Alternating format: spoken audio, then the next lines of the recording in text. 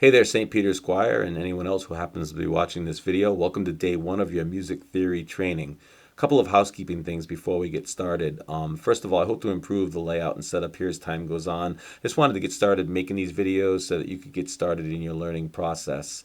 And secondly, I'm going to try to keep these videos short, maybe around 5 minutes or less in length. I feel like people don't have a lot of time to watch long videos, and this way we can hit one or two concepts and you can let that marinate, and then we'll move on to something else the next time. Okay?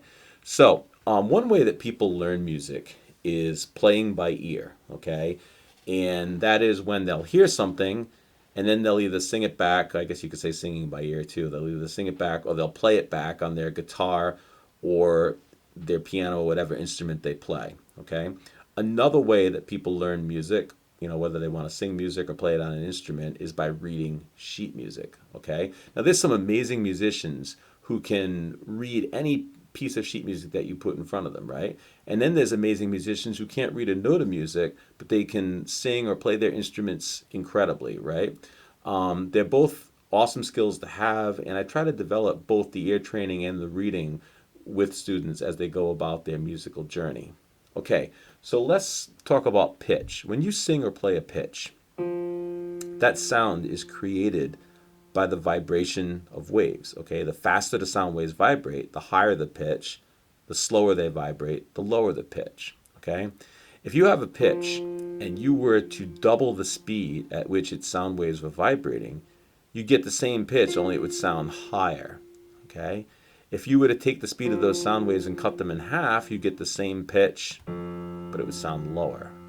Okay, now in Western music, we have 12 key centers. Okay, 1, 2, 3, 4, 5, 6, 7, 8, 9, 10, 11, and 12. You can do what I just did starting from any key. The cool thing about piano is everything's visual right in front of you, right? So, or any keyboard.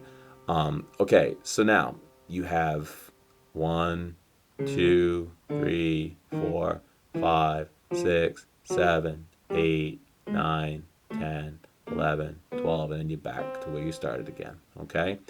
Now, in music, we name the pitches with letters. Okay? Now, A would be right here. So A, B, C, D, E, F, and then right here we have G, and then look, we're back to where we started. Now I know somebody's going to say, well, what about the black keys? What about these? We're going to talk about that. I will get to that, but I don't want to throw too many things out there at once, okay?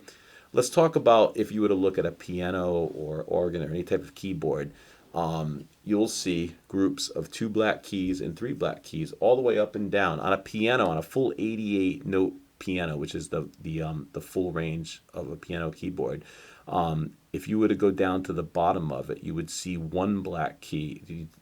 You'd see like a group of 2 black keys, and then you'd see 1 black key. Well, that would basically be the beginning of another group of 3, if there was another group of 3. Okay, it would just be the top note of another group of 3, but that group of 3 isn't there. There's just one of them there. Okay, but the rest of the keyboard, you have 2 black keys and 3 black keys all the way up and down. So if you go to the white key, that's to the left of a group of black keys, that letter is C. So that's C, and that's a C, and that's a C, and so on and so forth, okay? And the C that's in the middle of the piano keyboard is called middle C, okay? And that's a place where we start learning about notes and stuff like that. It's a common place to start from. So for today's lesson, so some things that we learned. We talked about the different ways that people learn music, either by ear or by reading. We talked about pitch. Pitch is created by the vibration of sound waves. And the faster the sound waves, the higher the pitch. The slower the sound waves, the lower the pitch. We also learned that there's 12 key centers in Western music, and that we name notes with letters. Okay? So we will get into, like I said, we will get into what the black keys are about very soon. But I just wanted to kind of, and oh yes, we also learned that C is the note on the piano keyboard that is to the left of a group of 2 black keys. Okay? So sit with that for now, and we'll talk about more the next time. Thanks very much.